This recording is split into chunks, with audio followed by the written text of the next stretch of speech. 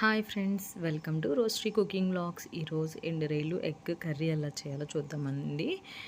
ఇది చాలా ఈజీ. కొంతమంది ఎండురేలు అవి తినరు, బట్ ఇలా చేస్తే ఎగ్ ఉంది కాబట్టి కొంతమంది ఇష్టంగా తింటారు. ఫస్ట్గా బాండి పెట్టుకుని అందులో సరిపడా ఆయిల్ వేసుకోవాలండి. 2-3 స్పూన్స్ సరిపోతాయి. చూసారు కదండి. సో ఆయిల్ వేసుకొని కొంచెం హీట్ ఎక్కాలండి. ఆయిల్ హీట్ ఎక్కిన తర్వాత 1/2 టీ స్పూన్ పసుపు అనేది వేసుకోవాలండి. నేను ప్రతి కర్రీకి పసుపు అనేది యూజ్ చేస్తాను. మీకు అలవాటు ఉంటే వేసుకోండి, లేకపోతే లేదు. చూడండి, 1/2 టీ స్పూన్ పసుపు అనేది వేసాను కదండి. ఇప్పుడు ఆనియన్స్ అనేవి వేసుకోవాలండి. చూడండి, ఆనియన్స్ కట్ చేసి పక్కన ఆల్రెడీ పెట్టుకున్నాను. పెద్ద సైజు ఆనియన్స్ 2 కట్ చేశానండి, సరిపోతాయి మాకు. సో మీరున్న మెంబర్స్ని బట్టి మీరు కట్ చేసుకోండి. ఆనియన్స్ తొందరగా మగ్గాలంటే నేను ఎప్పుడు చెప్పే ట్రిక్కేనండి అది. సాల్ట్ అనేది వేస్తే తొందరగా మగ్గిపోతాయి ఫాస్ట్గా. సో మేము రాక్ సాల్ట్ యూస్ చేస్తాం కాబట్టి మేము 1 టీ స్పూన్ వేసుకున్నానండి సాల్ట్. సో అది కలిపి పక్కన పెట్టుకోవాలండి. మగ్గాలి. ఆనియన్స్ ఎంత బాగా మగ్గితే అంత టేస్ట్ ఉంటుందండి కర్రీ. ఆనియన్స్ వేయకపోతే కర్రీ అనేది అంత టేస్ట్ రాదు. చూసారు కదండి, 50% అనేవి మగ్గినాయి. ఇంకో 50% మగ్గాలండి. 50% మగ్గిన తర్వాత మీరు ఎండ్రాయిలు అనేవి వేసేయాలండి. చూడండి, నేను ఎండ్రాయిలు అనేవి వేసేస్తున్నాను. ఎండ్రాయిలు వేసేస్తే ఆ ఆయిల్లోనే ఆనియన్తో పాటు ఇవి కూడా మగ్గిపోతాయండి. నేను ఆల్రెడీ ఎండ్రాయిల్ని 2-3 టైమ్స్ కడిగి పక్కన పెట్టుకున్నానండి, ఇసుక లేకుండా. అందులో ఇసుక ఉంటుంది. మీరు ఇసుకని జాగ్రత్తగా కడిగేసి పక్కన పెట్టుకుని వాటర్లో వేసి పెట్టుకోండి. అవి కొంచెం డ్రైగా ఉంటాయి కదా, స్మూత్గా అవుతాయి అన్నమాట వాటర్లో వేస్తే. ఇప్పుడు ఆయిల్లో వేసి మగ్గబెట్టేసాం అనుకోండి, ఆ ఆయిల్ దాంట్లో ఫ్రై అయ్యి టేస్ట్ అనేవి చాలా బాగుంటుంది అనమాట. ఒకసారి ఇలా కూడా ట్రై చేసి చూడండి. చూసారండి, ఇప్పుడు 80% కుక్ అయిపోయింది ఆయిల్లో. ఎండురాయిలు అండ్ ఆనియన్స్ కూడా కుక్ అయినాయి. ఇప్పుడు సరిపడా కారం వేసుకోవాలండి. మాకైతే 2 టీ స్పూన్స్ సరిపోతాయి. మీరున్న దాన్ని బట్టి కారం అనేది వేసుకోండి. కారం వేసిన తర్వాత కలిపేసి చూడండి, నేను చూపిస్తున్న విధంగా బాగా కలపాలి. అంటే కారం వేస్తే దానికి బాగా పడుతుంది అనమాట. చూడండి, కలుపుతాను కదా అలాగా.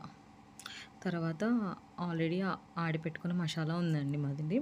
అందులో ఏం లేవండి, ధనియాలు, జీలకర్ర, అల్లం వెల్లుల్లి, జస్ట్ అది కొంచెం ఆడి అది పచ్చివాసన పోయే వరకు ఇందులోనే ఆపాలండి. అప్పుడు ఎండురాయిలకి, ఆనియన్స్కి అన్నిటికీ కూడా బాగా పడుతుంది మసాలా అనేది.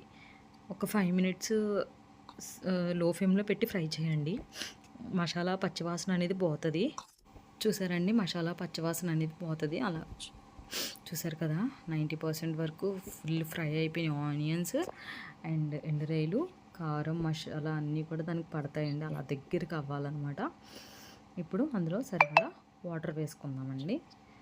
నేనైతే మాకు కొంచెం గ్రేవీ ఎక్కువ కావాలి కాబట్టి పెద్ద గ్లాస్తో ఒక 80% వాటర్ తీసుకున్నాము.